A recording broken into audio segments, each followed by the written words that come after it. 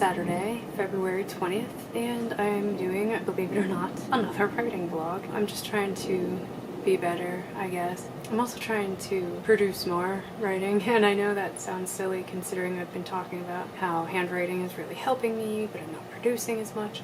But I'm going to try and find this balance between having fun with it, but also producing words, because I need the words, because I would very much like to be done with the first draft of Heartlines this year, at the very least, but I'm hoping to actually finish it much sooner. Ideally, I would finish this draft, gosh, it's almost March already, I guess mid-March, possibly even the end of March.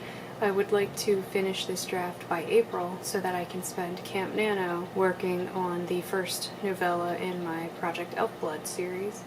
So I have a long way to go, but that means I have to kind of buckle down and find, like I said, that balance between not killing myself writing, but still writing. So I'm going to spend some time today just writing and powering through my writing. It is 10 a.m. on the dot. I've been up since like 5:45. I just haven't really been doing anything. You know, the usual stuff. I had a cup of coffee, I played in my bullet journal, I showered, the usual stuff. I ate Chinese leftovers for breakfast. Now I'm finally ready to write like I'm running out of time. Is it possible for someone to lose their taste for coffee? Because I think I'm losing mine. I did lose my sense of taste when I had COVID, so maybe that's like related, I don't know. But yeah, so I'm not going to ramble too much. You saw me on Thursday this week and where I got writing wise. Also, I switched up keyboards today. I'm not sure why, I was just craving this one. There are 3 things in this world that I can't stop myself from buying: notebooks, notebook covers, and keyboards. Speaking of notebook covers, just got this one. It's called like the Kokuyo systemic cover. My Moleskine doesn't fit in it too well, but this journal will be full soon anyway, so then I'm going to get some Stalogies to put in here. I don't actually have a lot handwritten because obviously I typed it all up on Thursday and then I went into work on Friday, so I have like 2.5 pages to type. So today is going to be a lot of new writing, and it's still the party scene, but Serena is like openly flirting with Paz, and I'm learning a little bit more about Paz. I kind of thought she had this confidence to her, but the more that I write her, the more her insecurities are starting to show. But I think that's good because I think it makes sense for her character. Like, I always knew she had certain insecurities, but this scene is kind of helping to uncover more, so I think it's good. And yeah, like I said, I don't want to ramble too much. I'm just going to open up my document and get to writing.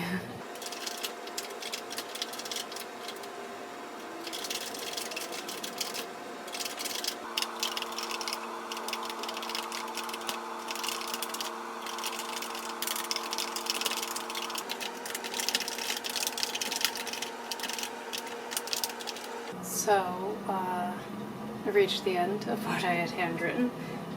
For fun, let's just see how many words. All I had was about 895 words, and obviously what I had handwritten was even less, because as I'm typing it up, I'm adding to it, making it better, fleshing it out.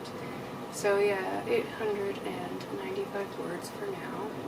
And obviously I'm going to keep writing. I think I'm finally nearing the end of this scene where I can kind of jump ahead to the next scene, which is the more important of the scenes for the party scene. Like, you know, the party scene is broken up to like 3 different scenes, you know, arrival, drinking, and then spending the night. So the spending the night part was the more important thing. I just have to decide what I'm doing about Paz's mom, Paz's mom does not want her doing anything with humans, so Paz essentially snuck out to go to this party. And I didn't realize when I was outlining that it's like, oh shit, now what do I do? Because Paz gets kind of trapped at Addison's house because Serena is drunk and doesn't want her to, you know, walk home. So now I have to figure out what Paz does, if she like lies to her mom about where she is, or if she waits until Serena falls asleep and walks home anyway. And then, sorry, I'm just trying to see how far away I am from the midpoint. And I think I might be misremembering what part of my story is my midpoint, so let me check the big ol' 27 chapter method. Okay, no, I was right. So I'm kind of close to the midpoint. My outline was separated into chapters, but I've already not followed these chapters, so I can't go by chapters, but I am a few scenes away from my official midpoint. But I almost wish I could just jump forward to and write that out instead, because that's my absolute favorite scene. It's kind of the scene that came to me when I first got my idea. I don't know, Twilight is not a book that I enjoy in the least, but I'm pretty sure I read that Stephenie Meyer, before she wrote Twilight, she had just this scene pop into her head of Edward and Bella in the field or whatever, and that scene alone was kind of what inspired her to write the whole story. So my midpoint is kind of the same thing. That's the very first scene I thought of after I had my characters, and I've kind of built my story around that scene, I guess. So I kind of just want to jump ahead and write that scene now, but I'm the kind of writer that has to write in chronological order or everything falls apart.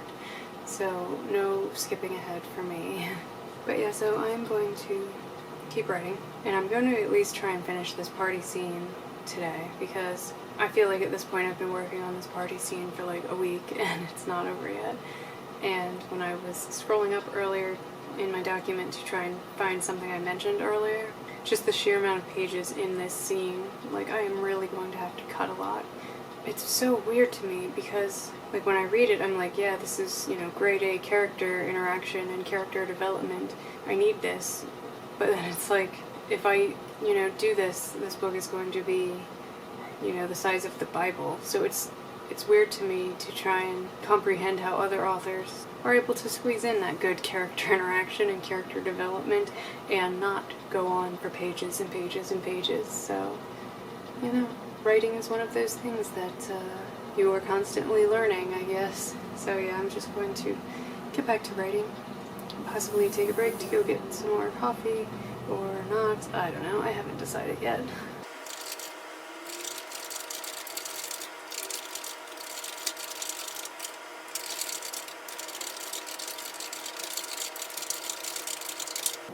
I really want to finish this party scene today, but I feel like I have so much I have to write, because now the rest of the party guests are leaving. We're about to plan out Serena and Paz sleeping in one of the guest rooms, and that's going to be so much to write. Fortunately, this is a scene told only through Paz's point of view, so I won't have to... I feel like a lot of scenes, when I'm telling them through both of their point of view, I have to kind of mirror the goings-on just so I can explain their feelings properly.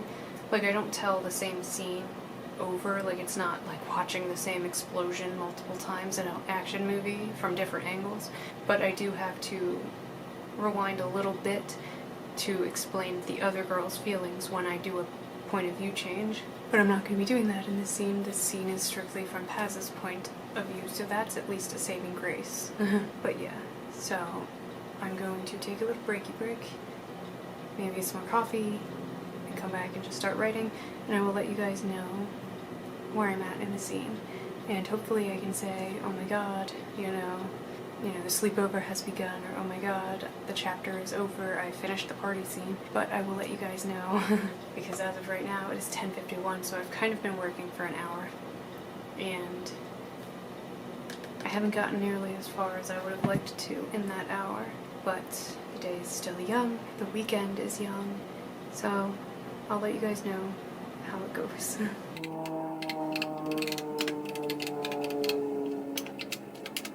So I finished the scene. I'm actually kind of surprised that I finished the party scene, but the scene that I was leading up to, while still very important, it wasn't as long and drawn out as I was afraid it was going to be, so I'm pretty happy.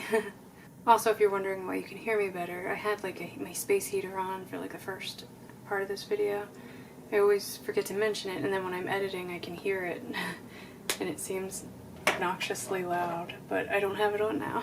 So yeah, I finished that party scene. It's led me to chapter 20, and I was looking over my outline, and the scene that follows could probably be deleted, so I'm not going to really focus much on that scene because it's kind of useless filler. The only thing that matters is, you know, Paz and Serena in the main plot. So I'm not going to focus anymore on side stuff. Like, I think, like, Addison and her arc is enough side stuff at this point, and since I do plan for this to be a duology, I have plenty of time in the future to focus on side character stuff, if those side characters end up being important, I mean.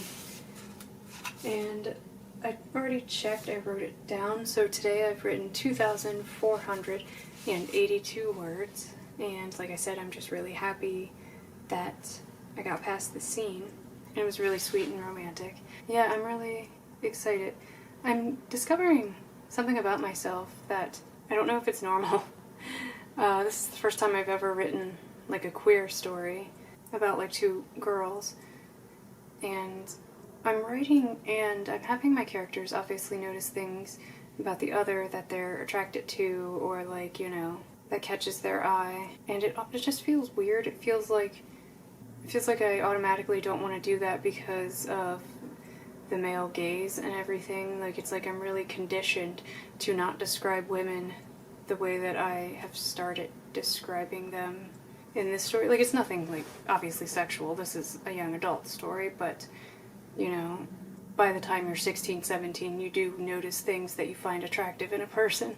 And so I'm mentioning, like, at one point, Paz is, like, just kind of looking at Serena's neck and shoulders because she's wearing, like a dress, like, with no sleeves or whatever, so it's, like, the first time Paz is really, like, noticing that about her, and she likes it. And it just feels kind of not wrong, like, I'm not describing it in a gross way, but it's like I have to turn off that part of my brain that automatically wants to not write that, because I'm like, no, girls are already objectified.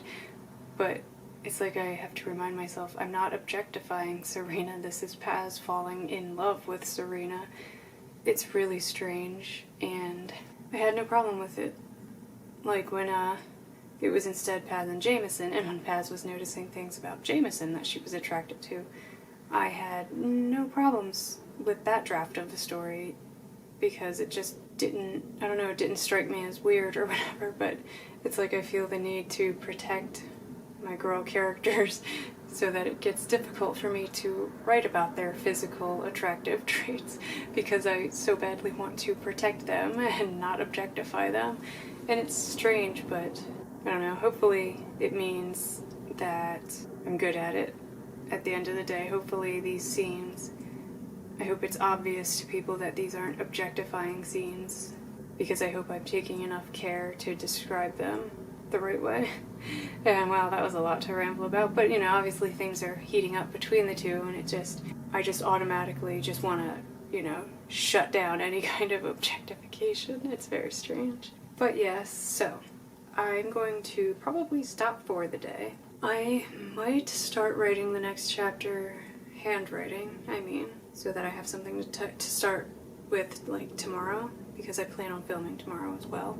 So I think I might start handwriting chapter 20, so that when I film tomorrow, I kind of have a starting point. I'm definitely going to be taking a gander at my outline today and determining where chapter 20 is, because, like I said, there's just minor fluff in my outline that I'm not going to include because it doesn't serve any purpose to the plot or character development. At that, it's just more filler. So I'm definitely going to cut out some of that before I start writing again. But yeah, so those are my plans. It is only 11:57 a.m., so I have the whole day ahead of me, pretty much. So yeah, I'm feeling pretty good, especially because, like I said, I felt like this scene was just dragging, and the fact that it's over, I'm like, oh, that wasn't as bad as I thought it was. So I'm just really pleased, and yeah, I will probably film more tomorrow. Might even be wearing the same hoodie. I don't know. It's my favorite hoodie to wear, so, you know. But I will see you tomorrow, aka in a few seconds.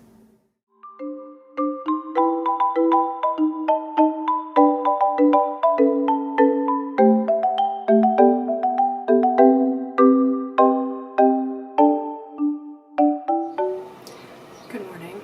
It is 7 o'clock on first. And I didn't really do any writing related stuff yesterday after I stopped filming. I just kind of played Pokemon Sword the rest of the day and watched Game of Thrones with my boyfriend. So this morning I've been up about an hour, maybe a little more, and I decided to outline this next chapter. And in the middle of outlining this, it kind of feels like I'm actually reaching an end. Not like a permanent end for this like full story, but a good closing point of, say, a first book. And now I'm thinking, what if instead of a duology, this actually needs to be a trilogy? And the more I'm thinking about that, the more that seems the logical step, because I'm already at almost 60,000 words, and I'm not at this midpoint. And the midpoint does involve a very climactic kind of event. And so I'm thinking, okay, what if that's the climax of the first book, actually? And then the second book is almost the fallout from this climax, and then the continued story. And then the third book, somewhere in the second book, the second, plot device, I guess, that I had planned for the second part of this duology is introduced, so then the third book is kind of the build-up and conclusion of that plot device, if that makes sense. So now I'm just really, I don't want to say confused, because I'm not having a crisis yet. I'm just considering, and it actually seems very logical. It seems like the best possible idea at the moment. So that's about where I'm at. I'm going to continue. Obviously, I'm not stopping to work on this, but we're getting essentially to the climactic midpoint after chapter 20. So, I would say, just guesstimating, chapter 21, maybe 22, 3. And then by chapter 24, I could be nearing an actual solid ending for a first book.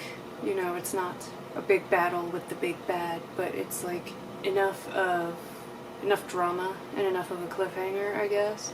Yeah, and then the following, what would be, if we continue this timeline, chapter 25 is a good dramatic, sad ending if I go that route.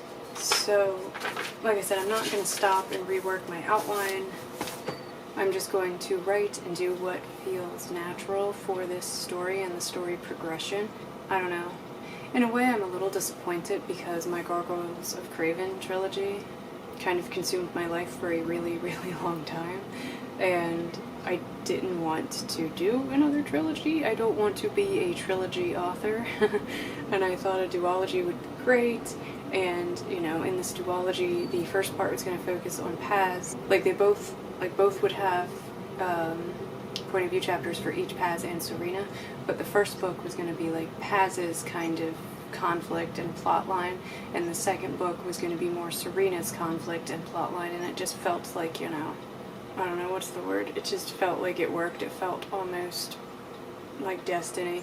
So making this a trilogy is disappointing, but at the same time, like I said, I'm kind of nearing the perfect ending, in my opinion. So I'm just going to kind of go with it and continue writing, and if I hit this point in what would be chapter 25, 26, in this, following that thread, then, and if I hit that point and it feels like a good ending, I might just end it. I don't know. It's really weird to have this kind of epiphany so early on a Sunday morning, but I just sat down and started outlining this chapter, and I was like, holy shit, okay. So yeah, that's where I'm at right now mentally with this story. Might not have chosen the right mug, because now I'm kind of, no, you know what, I did choose the right mug today. This is going well, because if this is the ending, that saves me a lot of stress of, oh my god, all this filler content needs to be cut out, because I'm still going to cut stuff out, but I don't feel so much pressure to cram it into a smaller book just so that it fits the duology, narrative. I don't know. So no, this is the right mug. This is going well. Also, I got this mug in the Nano Survival Kit swap thing that I participate in. It's hosted by Kevin, over at Kevin the Writer. My box last year was from Courtney, from the Courtney Project. I'll link her channel down below. She also goes by Lyra Parrish, and she's freaking amazing, and her box was awesome, and this was like one of the coolest things in there. So I will link her channel down below. And just so you all know, this mug is a staple in this household. I'm going to peek at the word count just to see where I'm at. 59,288 words. Just guesstimating, I'm on chapter 20 right now. Let's say I'm going to have 27 chapters just to kind of give myself a little wiggle room.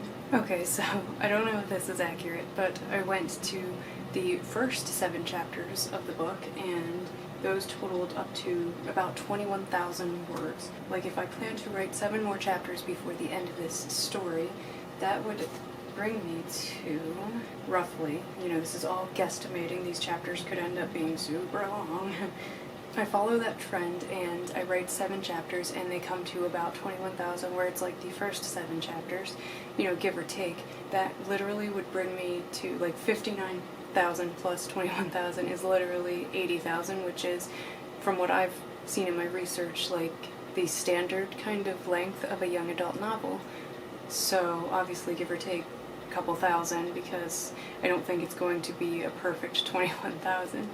If I follow this progression, and it does feel like a right place to end it after my midpoint and at my kind of dramatic climax, then it's actually the perfect length, and I don't have to stress so much about, I gotta condense it. Like, I will be, you know, editing it and getting rid of useless filler and adding stuff that actually, you know, contextualizes it more, but, you know, I will be cutting a lot, but I won't feel this stress and this burden of cutting like everything. So I'm actually feeling a little invigorated right now, like reinvigorated with this story, because this might be what works for me. And as much as I didn't want to write another trilogy, if Heartlines is meant to be a trilogy, then I'm gonna let it be a trilogy. So there's nothing to it but to do it. I am going to jump into chapter 20. I don't have a starting point with my handwriting, but I did outline the chapter, so you know, F it, we'll do it live, you know. So I'm gonna jump in.